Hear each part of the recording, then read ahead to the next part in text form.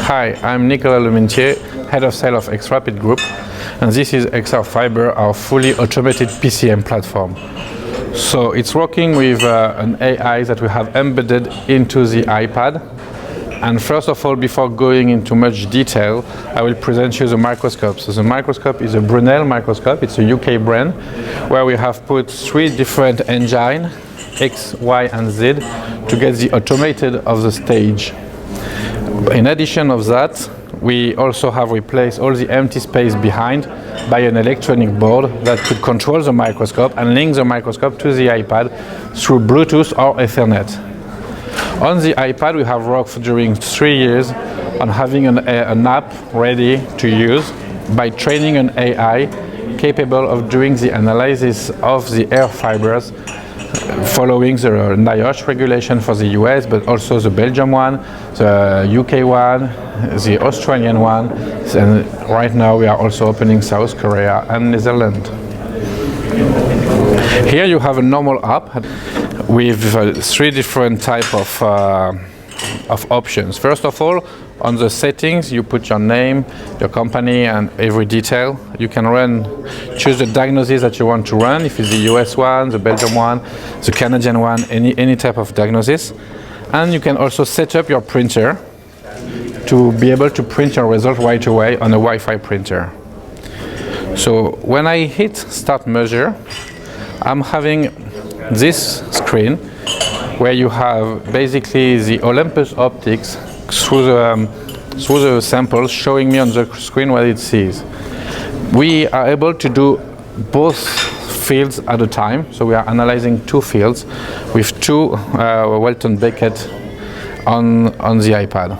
By Start Diagnosis, basically the AI starts running. What it does is that on every field it takes a series of images on the Z-axis, combine it into a 2D image, and the AI on the 2D image determine how many fibers there is on the image. The fact of going through the Z-axis is to get all the fibers, even the optics ones, in order to not miss anyone. That's why we have to take on every field a series of images through a Z-axis, because it's a 3D dimensional. It goes up to 100 fields or 100 fibers. It stops the first, following the regulation. You can also have it with 200 fields, and in addition of that, it detects if the filter is overloaded or not. So here it's performing the analysis. On the right you can see the number of fibers that it has counted, and here you can see the number of fields that it has been through. The other option also is to get a control by manual control of the microscope. So we have added some manual control on the scope, because as you can see, you don't have any manual control on the microscope. Now we will let it finish his analysis, which it will be done.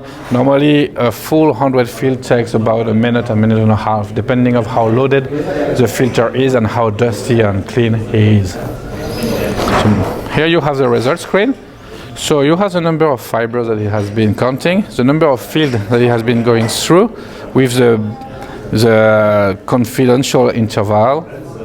Here you have the Poisson distribution to know if your fibers are spread homogeneously on the filter, and the same for the debris. On this one, for example, we can see that Poisson is yes for debris and yes for fibers, so it's totally homogeneous on that filter. It's amosite fibers, by the way. If you want to run a QC, you have all the images that the microscope has taken stuck into your iPad. And you can export the result in PDF, in CSV, or print it directly. You also have the number of fiber per millimeter square and the number of fiber per cc. The air volume per default is 1,200 liters, but you can change that to any type of volume you want.